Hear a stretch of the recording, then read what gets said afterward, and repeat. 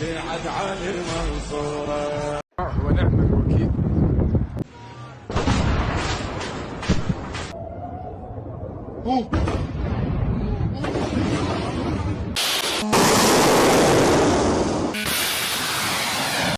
नमस्कार। शनिवार की सुबह हुई भी नहीं थी देखिए, और कहे तो सुबह सुबह ही ईरान ने जो तांडव मचाया है ना, कसम से पूरा मिडिल ईस्ट अभी भी थरथरा रहा होगा। क्योंकि ईरान की बाजुओं में जो ताकत नजर आ रही है वो दुनिया देख रही है, देख रहे हैं ना आप भी। और रिपोर्ट्स एकदम साफ साफ बता रही हैं कि कल रात, यानी कि बीती हुई रात, शुक्रवार और शनिवार की दरमियानी रात, ईरान ने सऊदी अरब के प्रिंस सुल्तान एयरबेस पर 6 बैलिस्टिक मिसाइलें और 29 ड्रोन दाग कर उसे पूरी तरीके से छलनी कर दिया, जिसमें 12 अमेरिकी सैनिक घायल हुए हैं ऐसे बताए जा रहे हैं। और कितने हुए होंगे इसकी जानकारी और नहीं मिली है। और वहां खड़ा उनका कीमती, बहुत बेशकीमती साजो सामान कबाड़ बन गया। अब देखिए, सुबह होते ही अबू धाबी और दुबई के बीच खलीफा इकोनॉमिक जोन के पास जब ईरानी मिसाइलें गिरी तो ऐसा बवाल मचा कि पूरा इलाका धुआं धुआं हो गया और बहुत बड़ी संख्या में लोगों के चपेट में आने की खबरें आ रही हैं। ओमान के सलाला पोर्ट पर भी ईरान का प्रचंड कहर बरपा है, जहां ड्रोन हमलों ने सब तहस नहस कर दिया। सब अमेरिका का साथ दे रहा है, अमेरिका के बेस हैं वहां पे। अब सऊदी की राजधानी रियाद पर भी ईरान ने बैलिस्टिक मिसाइलें दागी, एकदम बुलडोजर, जोरदार वाला। अब बहरीन में तो सायरन का शोर ऐसा था, लोग कह रहे हैं, जो खबरें आ रही हैं कि लोग खौफ में सुरक्षित जगहों की तरफ भागने लगे। ईरान का कहर। ईरान के घातक ड्रोन्स ने कुवैत इंटरनेशनल एयरपोर्ट के रडार सिस्टम को ही उड़ा दिया, जिससे वहां का पूरा सिस्टम जो है ठप पड़ गया। अब आप सोच रहे होंगे कि इजराइल और अमेरिका हाथ पर हाथ धरे बैठे हैं क्या, जो ईरान दाग रहा है दनादन? बिल्कुल नहीं भाई, बिल्कुल नहीं। बीते 24 घंटे की बात करें तो इजराइल और अमेरिका ने ईरान के अंदर घुसकर कोहराम जरूर मचाया है। अराक और अर्दकन के परमाणु ठिकानों से लेकर यजद और माउंटेन सोफे के मिसाइल अड्डों तक भारी बमबारी की गई है, भारी। तेहरान के सैन्य ठिकानों पर 60 फाइटर जेट्स ने कहर बरपाया, ऐसी खबरें आई। और मशहद जैसे इलाकों में भी पहली बार धमाके सुनाई दिए हैं, ऐसी भी खबरें आई हैं। लेकिन रुकिए रुकिए, आगे जो बताने जा रहा हूं ध्यान से सुनिएगा। जो ईरान क्या कर रहा है, और यहां तक कि बंदर अब्बास में आईआरजीसी नेवी कमांडर अलीरेजा तंगसीरी को भी निशाना बनाने का दावा किया जा रहा है। लेकिन भाई सुनिए, असली बात अब सुनिए। इतना सब होने के बाद भी ईरान के हौसले एकदम बुलंद है, एकदम बुलडोजर। ईरान ने कोई कच्ची गोलियां खेली हैं क्या? इतने दिन से पानी पिलाया हुआ है अमेरिका और इजराइल को। ईरान ने कोई कच्ची गोलियां नहीं खेली हैं दोस्तों, कि इतने में घुटने टेक देगा। जितना अमेरिका और इजराइल को ऊपर ऊपर से नजर आ रहा है, दिख रहा है ऊपर ऊपर से, हकीकत सिर्फ उतना थोड़ा ही है, भरा हुआ है अंदर गोदाम में। ईरान ने अपनी आधी ताकत तो अभी दिखाई ही नहीं है, ऐसा कहा जा रहा है। और ईरान लगातार बोल रहा है कि भाई बस करो, नहीं तो दिखा देंगे। अब क्या दिखा देंगे, यही सोच सोच के इजराइल और अमेरिका घबराया हुआ है।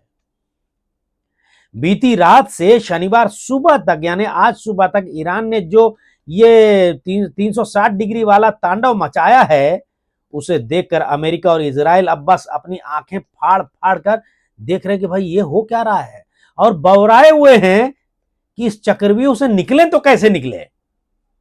निकलने का बहुत कोशिश कर रहे हैं डोनाल्ड ट्रंप। इजराइल के प्रधानमंत्री बेंजामिन नेतन्याहू घबराए हुए हैं, और वो बार बार बोल रहे होंगे कि भाई ट्रंप इसको खत्म कराओ यार, बातचीत छेड़ो।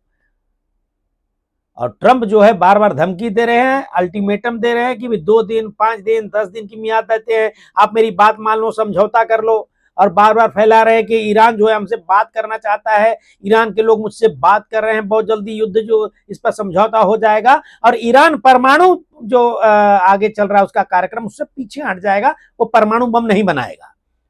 लेकिन ईरान छाती ताने हुए है, बोला आजा बेटा क्या कर लेगा तुम, हम देख लेंगे, हम तो बनाएंगे ही। और खबरें तो ये भी हैं कि इजराइल के सैनिकों में अब मौत का डर बैठ गया है। खबरें आ रही हैं और बिल्कुल अखबारों में कई खबरें ऐसी छपी हैं जो मैं अभी आगे बताने वाला हूं। ईरान के सैनिकों में मौत का डर मंडरा रहा है क्योंकि ईरानी बैलिस्टिक और क्रूज मिसाइलों के आगे उनका एयर डिफेंस सिस्टम जो है पस्त पड़ता हुआ नजर आ रहा है। सभी देख रहे हैं, आयरन डोम ही गायब हो गया है। डोम में इतने छेद हो रहे हैं कि सब देख रहे हैं। दनादन तड़ एकदम दनादन गिरा रहा है ईरान मिसाइल इजराइल के देश में, इजराइल में और अमेरिकी ठिकानों में जो कि सऊदी अरब या फिर मिडिल ईस्ट में जहां जहां पर है। कारपेट बॉम्बिंग कर रहा है, कारपेट बॉम्बिंग। क्लस्टर मिसाइल, एक मिसाइल छोड़ा उसमें 100, 150, 300 बम एक साथ दनादन। और यह हालत है कि इजराइल में अब ईरान से लोहा लेने के लिए सैनिक कम पड़ चुके हैं। यह मैं हवाबाजी नहीं कर रहा हूं, देखिएगा अभी मैं दिखाने वाला हूं स्क्रीन पर। हालत यह है कि इजराइल में अब ईरान से लोहा लेने के लिए सैनिक कम पड़ चुके हैं और यह बात सरेआम लीक हो चुकी है। एबीपी न्यूज में आई इस खबर के शब्दों पर गौर कीजिए, ध्यान से देखिए क्या लिखा है। इजराइल डिफेंस फोर्सेस के चीफ इयाल जमीर ने गुरुवार को चेतावनी दी कि बढ़ते युद्ध दबाव और सैनिकों की गंभीर कमी के चलते इजरायली सेना अंदर से कमजोर होकर टूट सकती है। उन्होंने कहा कि इजरायली सेना लड़ते लड़ते थक चुकी है। 3 साल से हमास, हिजबुल्लाह और ईरान से चल रही लड़ाई, सेना सामान्य सुरक्षा मिशन के काबिल भी नहीं बचेगी। ये कौन कह रहा है जानते हैं आप? ये जो है इजराइल डिफेंस फोर्सेस के चीफ इयाल जमीर ने कहा है, चेतावनी दी है अपने ही देश के सरकार को, नेतन्याहू सरकार को।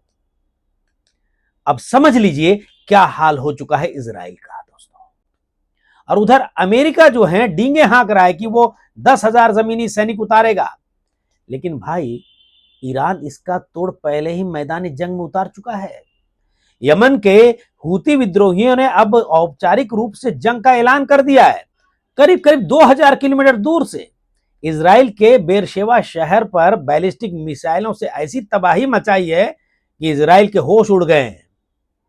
और दैनिक भास्कर, बहुत बड़ा अखबार है हिंदी का, दैनिक भास्कर में टाइम्स ऑफ इजराइल के हवाले से खबर दी गई, पब्लिश की गई कि हूतियों ने तबाही मचा दी है। यमन के हूती विद्रोहियों ने तबाही मचा दी है। यमन अब ईरान के दर्द को अपना मान चुका है और इस दर्द को अपना मानकर इजराइल और अमेरिका के खिलाफ बारूद उगल रहा है।